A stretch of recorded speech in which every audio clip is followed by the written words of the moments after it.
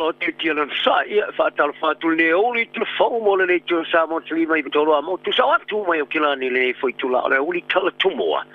sai sta malo sa te fa ta tu mai lunga le mo to we o kila ni so te fa wa le malo le fa ma fo fa slanga mo tu plan so tu la fono te vo el fi ave tolo o pinga fa fita ta longo le afi fi e lo ai le All Blacks mar captain fo severe po Barrett fa fo mai yon follow cleaner. Os ali sa sai leo sana ke purified you nai o se fatto mala ma fa velave. E ila to e tu mai fa pito ia fiango so fu mano ino ma fo fau. O ta vale sa poloka ile o tula ile ono kilometer le lungo le motorway o kelani soke. O le se li sa te ile tau foi fa lo se mala anga mo le vau yanga o puliola. O te malo ni mismo fitu sanga sa fa tau mai lalo ile ma se mai a monga mai se ala kolossi lunga le moto wea kila ni sote li ta nei mai ta ai lalo i ni mela no papai sa ia ma wina tu le sela leo mal fa moenga e ye mo yang fa to ai fa lia le leo asia si tani meet o le te malo sa fa foli ngolo fa maluria o se vaenga i se tulanga e pona na tu fa matali nine se a mio fatto malla se tu fai ngai fatto sina tu na talo dilin vai sta wai o se a mio sa matua ile tala finga ai ma tele se a fia ngari to telo tu na tele tula nga sa ai o tau mai lalo a fai ngoa ai ele oficial fa vai o so fu malo lino ma fo Sean Robertson ya le te o se matua i matua kia moisi tangata ya mai ala va foi e mi te spasene o tamai ti Pasifika i New Zealand o mau pala lasi de tono fa tulanga no so o toka ai pole overtele le mamafa ili kala salo mia de rominga ale soi forma lo loina New Zealand Medical Journal o le tama te stala velia men sa ia tu fa si mai mori mau mai se enga fa malo pa te se mi so enga falo te fale ta ia longo ai le Johnny Sila Pasifika fa pea o tamai ti Pasifika ta taula ia nei suenga pero sa tilo ia li tu singa ma ta fai uma ia fa mo mo nei o sa i lingo la ngona ala soi fo malo roini silan ba ia ta o foi o le mesa la tu ma wai il termine o to mai ti Pasifika ti tomba o lunga tu fa tu lunga no so ona puta ai do isi la batanga tanu to ngao ni ma suma te spaseno to mai ti Pasifika o palasi la vai so ona puta ai pole over le mamafa il si le male fit se fu waffle to mai ti ai men per fa tu e iste mai ti le to mai ti Pasifika o le fa tu lunga no so ona puta to mai ti Pasifika fa lua te si maleono e ma o lunga tu ai e per fai lo ai le ka o le mata u po le lenga tu so i fo malo loina i lui tau o lo fte ai mai nga Pasifika o fa ai men il so swenga fai tu se puro tu sanga te lui nei sa mai tau inai o so ona puta e ulina ele si o mianga o lo no fai ile te lea tu le sao ile ulina le e a mio i ai nga Pasifika le si o mianga e per la tu ta wai o le si o mianga e fa la tele nai me ai ele ma o se o la malo loina me ai ele ngate ne tongo fie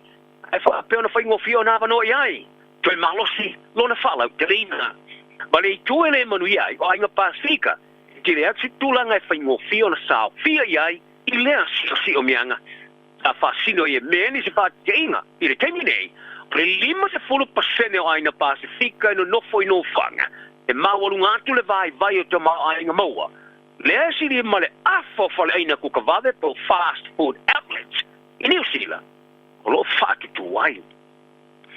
o fa wa le malo na tu le yana na fo fuanga mo fa tino ngoi tu ai ngo tolo wo pinga 5 feet po le military style boot camp mo tu plana telo so tu la fo no i lava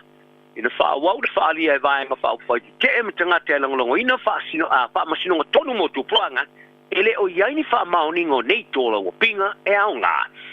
e sono la fisa for le pare mia questa fallaxen o fa waule tu tino ngar fa inga malo so fatasi ele tu si sia o le tu la fono mo fa tu nunga mo le fa ti tio so ringa tu la fono o ia ta wai lona ino mo le fiu nei so tu la fono a mionga ele italiana pari le pare mia o mana na o le la tu fa inga malo mo tanga te kiwi uma e sa ngale mulo la tu falo ngone tu no la tu fale e po fela mo fo e ai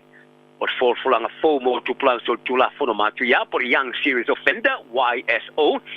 en fo no fa tino tu plan te vo i le vai su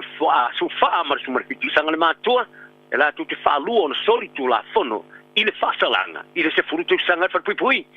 ai sa fa ali le tama ta so o poi fa no nga party le greens tama fa Paul o le fuanga o le ale fo i ai tulanga mafua i na pala wasi tu planga te vo i soringa tu la fono fa dia Paul e no winga te mai e ai fai ai o to fa tonu te mai te le mafana tilo ma to ia fianga e o iai ia ala to nga yo inga fa tino te mai te lo feto i fa tonu ala to falongona e o iai o se so o per party le leipa Willow Jean Prime tai ta o sili le pui nei lo toftia mai ta o foi o se polenga tele le i vai nga tu pulang so tu la fono ma tu ia ta fata o toina ai le fa senga na malo pe o le por kala me fa tai e nga fa di le malo o la tu ta vai e fa ki tu pulang tele vo so tu la fono e se fono ma le lima pasene ta for lai fo er kom sino le and to Costa ini vai nga fo le nga lue mo tu tele tele por community beat teams fa vai nei au Kilani Wellington Makala Estete ora au ni nei lo ai ka mai fai puli talu ni ale Greens Galleries ka Haraman ilona I unga pe ala wina lona fasalanga ka Haraman e fasu to sanga sai te tino le moni o mori anga ngoi o lo lava I falo loa le fai tu wa fe ma fe tala ina utula I fa mstonga ya match te sanga nei ta fa mauni ai fa ma vai ma le tofi fai pule I le amatanga le tausaga nei ina ua alia yane I nei molianga o le teo lao fo le lima le fefine e fai loile au le All Blacks e tosi mo le lua fai au nga fo Scott Robertson e sauri uni ai mo talo fai tau lima Engelani ma fiti le masina fo a fa pela ona ave uma talinga ma le sila ni swafa fo ina toni filinga fo e fa te ai ai o se taso to finga lo tau lai uma iai o le to finga kapeteni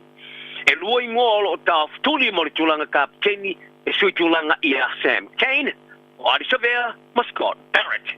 a e ele ka tununga le teo Samoa o mai ala mana tusi le limo Robertson ia Scott Barrett e o vea Malaysia kapteni o I tuo tilo ia le teo Samoa I le fifinga o no Barrett e favor tele ia Robertson Malaysia o le fito teo sanga sa a vea ai ia Robertson ma fai a onga le Crusaders ta filfili ai I Scott e a vema kapteni I tau sanga muli ane o lana no fo inga ai le filfilia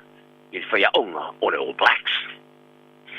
O le whatai pora o laka pia le Blues a toi kilingi ese au punga le lewe le stonai ina ua toi tali wati ere por champino le taamana sanga supra ka pilo na ula ino whanga taru mai le lua sutas tau sanga taru ai sa ula I manu malo ai I le siria ma le lua sutas tau sanga le uti ngā ma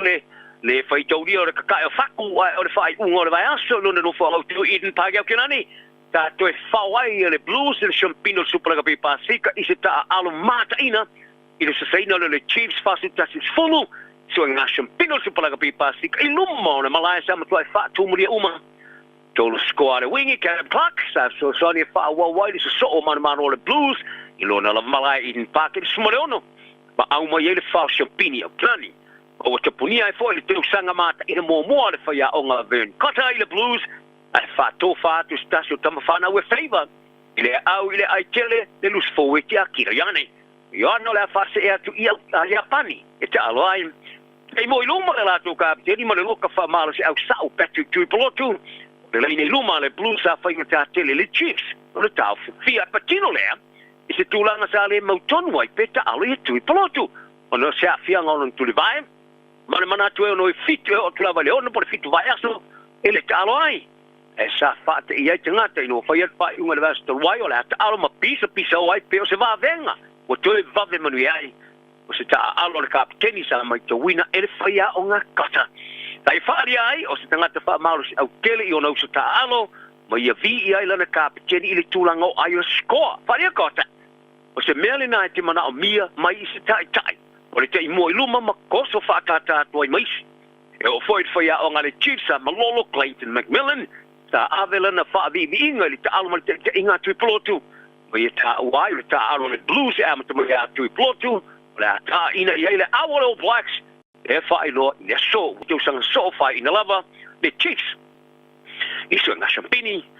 Asa to taliu ya di sabe malala kapili te mi tonu la fai lo ia o plax mo talo ngam ngala ni ma fiti le so. Ito taliu mai le tu sanga sa alo ai le kalapula kapia le kopal ko be Steelers ya pani. E limas for minute sa alo sabe mo la kalapu tuaya le Oriental Rangotai Wellington. Le stona le fa lo ni Colossia le score. Au sa unia tu la mo le fai lo ino le au mo mo le fa ya onga le All Blacks Scott Robertson sa fa ya sabe. Ini tala no lava ya Robertson yo mai te mirei. Mai ta wai ola fa tali se tala. Ele sona mana tu mama fa tele ya ese kilo. Pe au fiai ile au. Wa polo misira kala pulika Warriors ni sila. E va na fa ngano la tu fa ina mata ngan Coast Titans. O mos moreo mai no. A tu tali la tu fanu e polo la tu malai. Ile sia la tu talo ngai malai ko media stadium it fa ngona va sone male Broncos. Le waru mia umai fo i pe pau fale. Ta fatu e se le au loka pia tasi ni sila au kilani o lo awa i tamana sanga li kele na RL stadia. Ilana au ta po i risi 12 stars mane. E au fiai mara fai te wafe mafe sa lo fia tule malae. I Gold Coast lea, ila stona i mole langa longa ino au msi atu. I se ta alo matanga, ile au lo pito i lalo li ta ele. Fatu langa na ole au o tamana sanga le NRL. Ka maile limo vai aso so e au noa masa manu malo. Sa fodinga mai o toe fulele Warriors le mana panga ina o so talo ngai tonu mulmuli nei e uno ma se fai ina ai lisa saina mata nga le Titans ile fai ungo le vai aso tala na onde aso moril tapo inga le tunu soi fuia